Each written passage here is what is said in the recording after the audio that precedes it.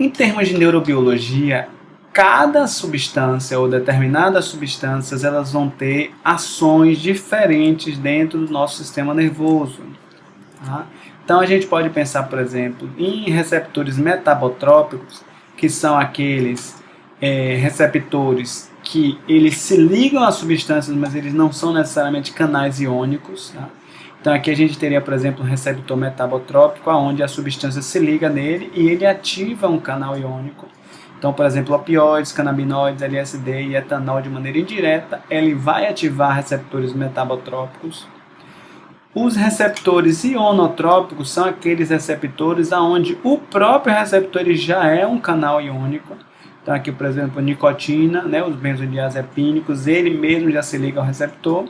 E outras substâncias que elas vão agir de maneira a interferir no transporte dos neurotransmissores. Em geral, inibindo a recaptação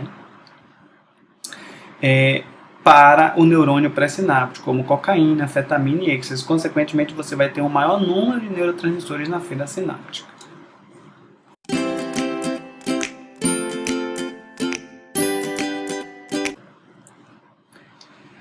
Então, algumas questões sobre o uso abusivo de substâncias, né? Você tem uma influência hereditária, ou seja, pessoas que têm um uso abusivo de substâncias na família têm uma maior probabilidade de desenvolver também um uso abusivo de substâncias. Possíveis potenciais estressores podem aumentar o risco para o uso abusivo.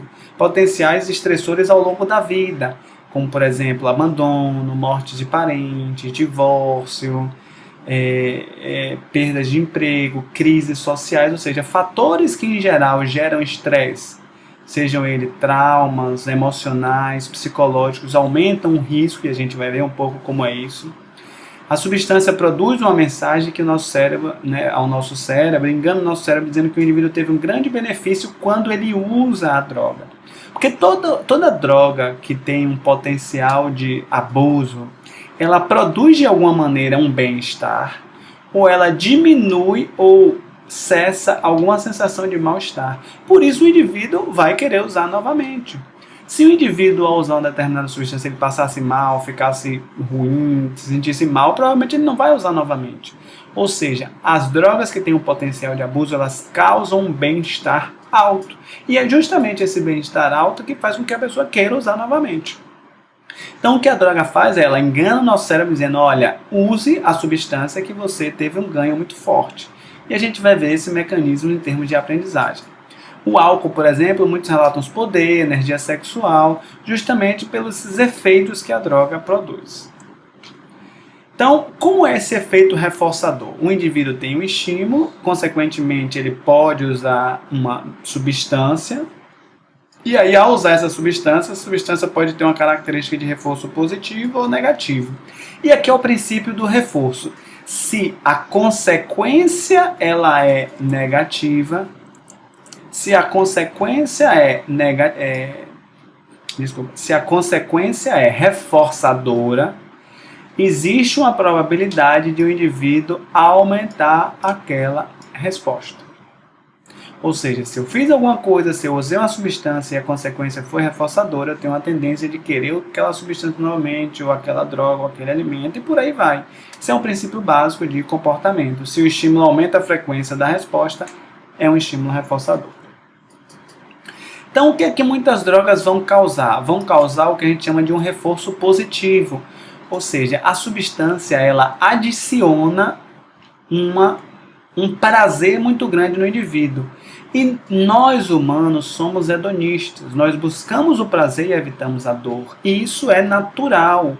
Então, quando a gente emite um determinado comportamento, quando chega em determinado lugar, que a gente se comporta de determinada maneira, é no sentido de buscar os reforçadores e evitar os punidores. Então, os efeitos reforçadores positivos, ou seja, a busca pelo prazer, mantém o comportamento de continuar usando a droga. Ou um outro efeito que as drogas psicoativas causam são um reforço negativo, que seria muitas vezes o indivíduo quando ele está triste, está irritado, está com alguma sensação emocional desagradável. Ao usar aquela substância, ela diminui simplesmente aquela sensação desagradável. A gente ouve isso nessas mais diversas músicas, de pagode, de forró, né? naquelas frases, naqueles refrões que não vamos beber para esquecer os problemas. Ou seja, quando o indivíduo usa a droga, simplesmente ele retira uma sensação desagradável. Isso daí seria um princípio de reforço negativo, ou seja, você retira aquela sensação desagradável, consequentemente, em outros momentos, o indivíduo vai ter uma maior chance de usar novamente aquela substância. E aí isso vai criando um ciclo de dependência. Então a droga aqui, quando ela tem um reforço negativo, ela mantém, né, o indivíduo vai manter aquele comportamento para aliviar os sintomas negativos na ausência da substância. E aí muitas vezes podem gerar síndrome de abstinência. Então, à medida que o indivíduo ele vai fazendo essa associação de que toda vez que eu estou triste, eu posso ir lá e usar aquela substância. Ou se eu estou numa festa e eu quero me divertir muito, eu posso ir lá e usar a substância. Se eu estou com alguém, eu posso ir lá e usar uma substância. Ele vai aprendendo de que aquela associação é uma associação reforçadora. E aí, cada vez mais o indivíduo vai estar dedicado a procurar e obter as substâncias. Quanto mais o indivíduo estiver dedicado a procurar substância, consequentemente ele vai estar deixando de entender, de se dedicar a amigos, trabalhos que nesse caso aí vão ser comprometidos.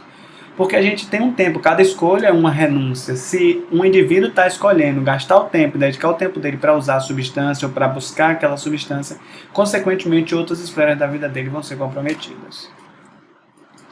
E aí acontece uma coisa que a gente fala bastante em análise do comportamento, né, que é a diminuição do repertório comportamental. Ou seja, o leque de coisas que eu posso fazer para enfrentar uma situação, sei lá, uma situação difícil, um trauma, uma situação estressante. O indivíduo, né, que não tem esse abuso de substância, ele tem um leque de formas de enfrentar para tentar se sair daquela situação de uma maneira mais útil e mais funcional, sem tanto sofrimento.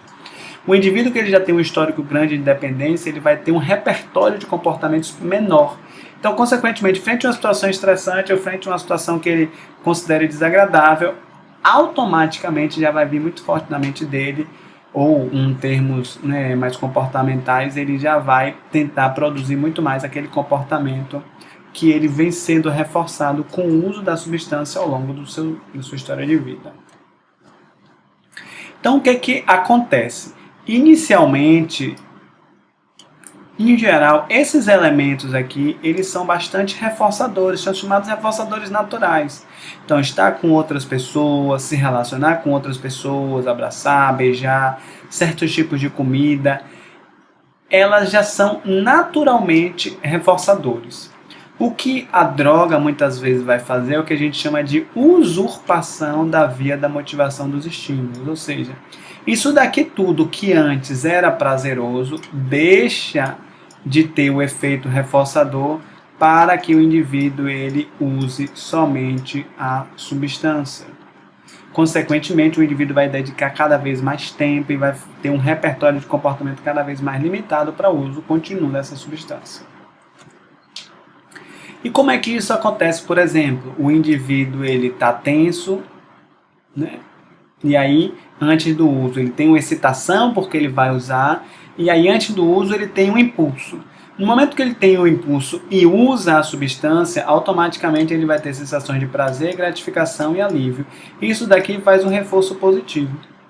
Se teve um reforço positivo, automaticamente existe uma grande chance de, quando a pessoa estiver em determinadas situações, ela está aprendendo que ela pode usar essas drogas ou essas substâncias para ter novamente essas sensações. Depois que o indivíduo teve esse autoimpulsivo, teve o prazer e a gratificação, que a droga deixa de fazer efeito, aí vem a compulsão. Antes do uso, o indivíduo está ansioso, ele está estressado, e aí ele tem lá um registro na memória dele que diz, olha, quando você está ansioso, quando você está estressado, você pode usar aquela substância para aliviar o estresse, ou seja, vai diminuir essa sensação desagradável, fazendo então um reforço negativo.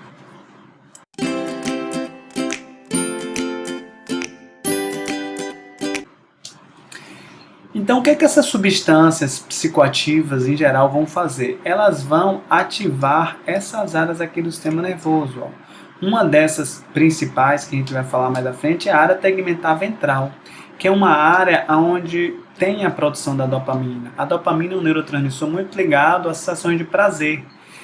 Então, toda vez que a gente tem uma situação prazerosa na vida, a gente recebe uma boa notícia, é aumentado o nível de dopamina. A gente está fazendo uma coisa que a gente gosta, esse nível de dopamina ele é aumentado. Quando a gente usa uma determinada substância psicoativa, que ela ativa a área tegmentar ventral e o núcleo accumbens, ela artificialmente aumenta a ativação dessa área de prazer. E é por isso que a droga, ela engana o nosso sistema nervoso dizendo que a gente teve uma grande vantagem ao usar aquela droga. Porque ela aumenta o nível de dopamina, né, na área tegmentar ventral. O núcleo accumbens é uma área do prazer também. E, consequentemente, envia informação para o córtex pré-frontal, especificamente o orbitofrontal, falando, olha, quando você está tendo uma grande vantagem, quando você estiver assim, você pode usar essa droga que você vai se sentir muito bem. E aí a gente tem o circuito da recompensa, a área tegmentar ventral, que é a produção da dopamina, núcleo accumbens, que é a área da recompensa, e as córtex orbitofrontal, que é onde as áreas que a gente toma as nossas decisões, tem os nossos desejos e motivações. Ou seja, a droga vai induzir a mudanças nessas áreas. E como é que isso acontece? Né? Esse comportamento que a droga, esse comportamento aprendido que a droga promove, ele é um comportamento evolutivamente selecionado. E como é que isso acontece? Toda vez que a gente tem um comportamento relevante, então, por exemplo, se você está com fome, você vai na geladeira, pega uma comida e come. Automaticamente, a fome ela é passada, né, é cessada, a fome com a sensação desagradável. Quando essa fome ela é cessada, o núcleo accumbens ele é ativado. Ou seja, a área de prazer é ativada. Para informar para você assim, olha, quando você estiver com fome, vá na geladeira e pegue alguma comida. Ou seja, isso a gente está aprendendo. Se a gente está com sede, a gente vai na geladeira e vai pegar uma água. Se a gente tem uma determinada situação, a gente está triste, a gente vai para um show, vai assistir uma festa, vai assistir um Netflix, vai assistir algo que a gente gosta. Ou seja, porque isso ativa o núcleo accumbens e isso, consequentemente, vai ficar registrado na nossa memória de longo prazo. Quando você tiver sede, beba água. Quando você quiser comer, vá na geladeira. Para que a gente possa repetir aquele mesmo comportamento.